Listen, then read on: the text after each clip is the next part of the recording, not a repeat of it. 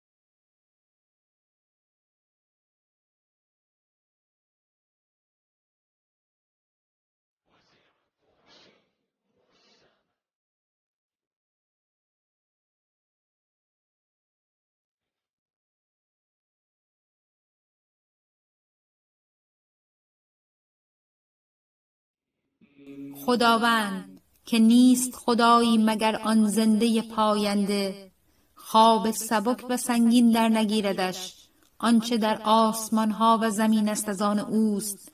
کیست آنکه نزد او شفاعتی کند مگر به اذن او؟ میداند آنچه در پیش روی و پشت سر دارند و به چیزی از علم او احاطه نیابند مگر به آنچه بخواهد.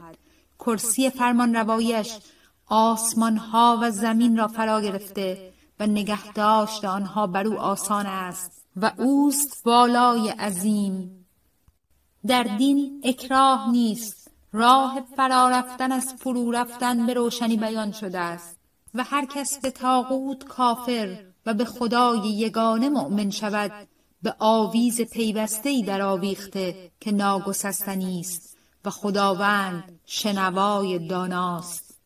خدا سرپرست کسانی است که ایمان آوردند، بیرون کشنده آنها از تاریکی ها به نور، و کسانی که کافر شدند سرپرستانشان طاغوتند، بیرون کشنده آنها از نورند به تاریکی ها، هم نشینان آتشند که در آن جاودانند.